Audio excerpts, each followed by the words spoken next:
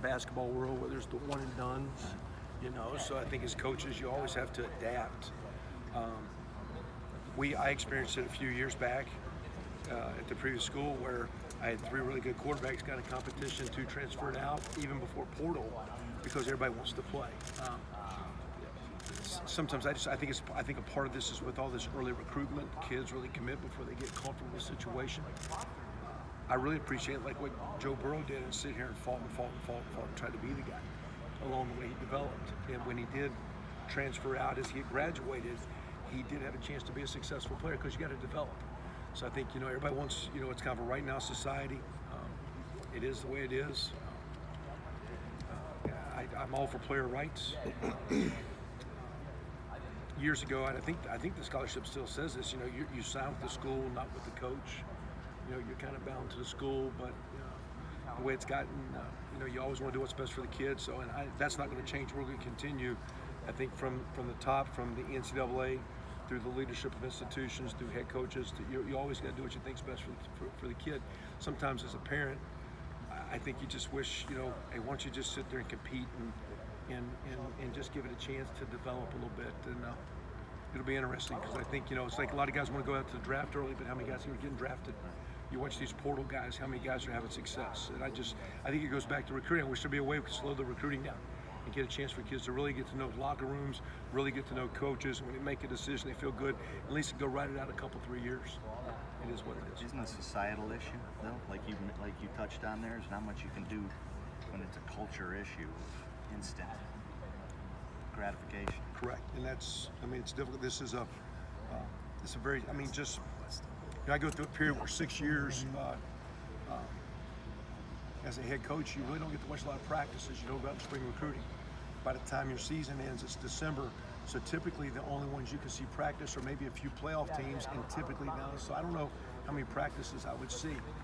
I come over here, and now in spring recruiting, I see a lot of practices, more than I did for 6 years. So now it's an 8-10 year period of what I thought practices looked like in high school, what I see now. High school coaches have a difficult job, keeping those kids engaged and making it fun, and because kids have a lot of choices, and you just see numbers of our sport going down. So you go watch practices. Sometimes you'll see a good practice in some places, but sometimes you'll see some athletic environments in high school where kids aren't being pushed. And of course, when they come here or in most Division I schools, you're going to be pushed in the weight room, academically, and you know, as parents, I know I'm a parent of several athletes, and I've never had a comment to a coach. Never told them what to play. I've never got mad. I never asked my kid, what did your coach tell you? I just, did you play hard and have fun? And I just kind of wish kids would just, you know, just buy into, you pick the spot, let's go bust your tail. And sometimes you make wrong decisions. I really wish some kids had some patience, because working hard and patience is a virtue. Those are values of greatness.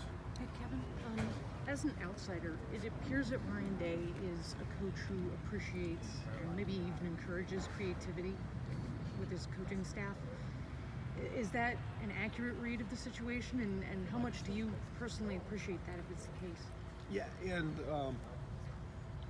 you know, I would tell you, like for example, one of Coach Meyer's biggest critiques a lot of times when he talks is how creative are you. So I mean, I think, you know, I think all great leaders want to hire people around them that are really strong and just bring ideas to the table. And a lot of times, I know I would say, like even in our staff room, a lot of times when we're sitting there going through things, sometimes, hey, I'm just thinking out loud, and a lot of times maybe this is a stupid thought, but you keep throwing a lot of things on the board, things will stick. So that doesn't mean, to me, it's great to be creative. I just don't think you can get outside of what your culture is.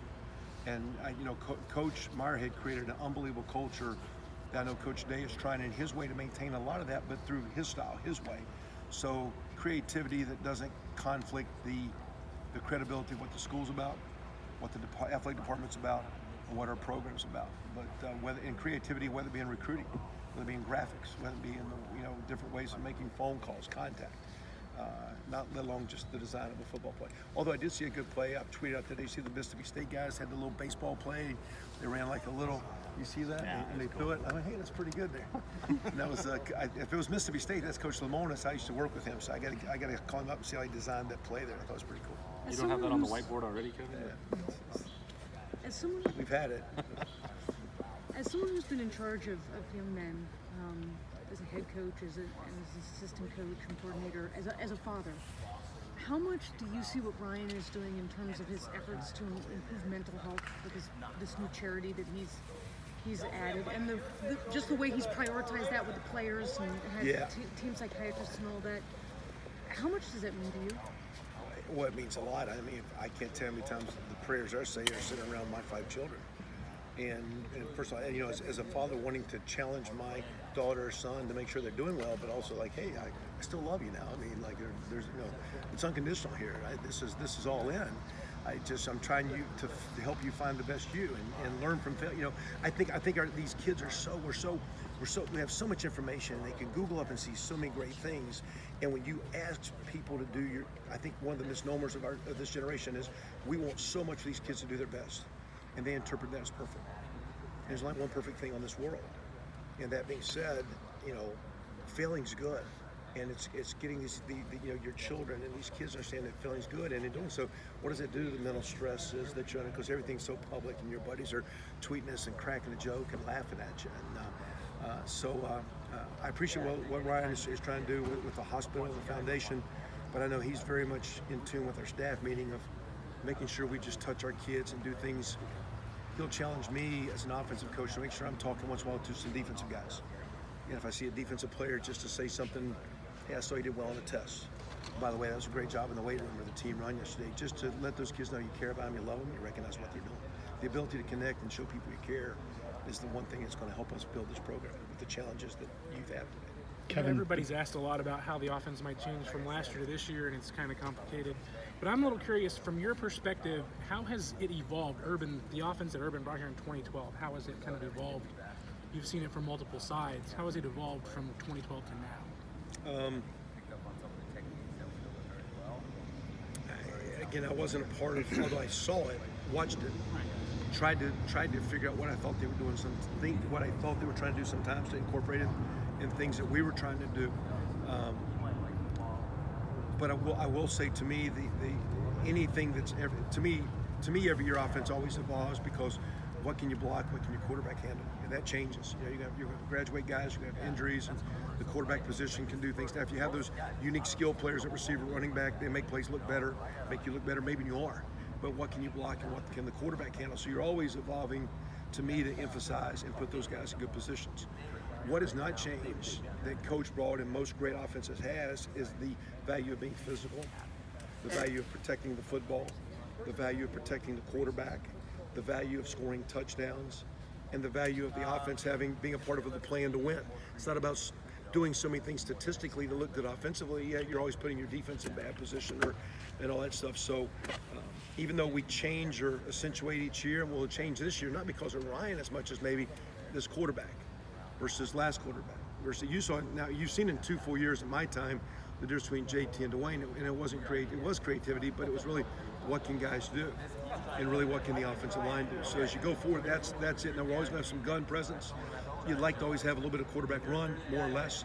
You've got to throw the ball elite to be a championship team, and you got to be a physical, dominating team. And the Big Ten is still blocking, it's still tackling, and it's still November.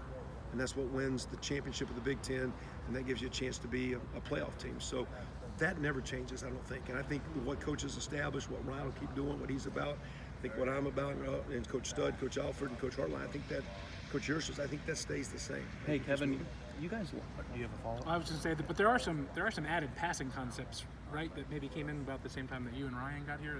It's kind of. Yeah. And there's been a couple added, but I mean, because people started playing so much man, there became some crossing stuff, and we were getting a lot of man-to-man. That being said, that crossing stuff took off. Now we're going to start getting a lot of zones. So you're going to go back to the concepts that maybe they're added, but really, I mean, those crossing concepts have always been there. I think they just maybe got emphasized a little bit more, especially I think with Ryan's background coming out of the NFL, and then with Dwayne's ability to execute. And of course, you're throwing it to some dynamic players. I think going forward, you keep getting defended that way, because defenses keep changing too. And the really good offenses can stay with the defense and try to stay with them, or try to stay one up, or try to stay, anticipate what you're going to get. Because what's the definition of what is it?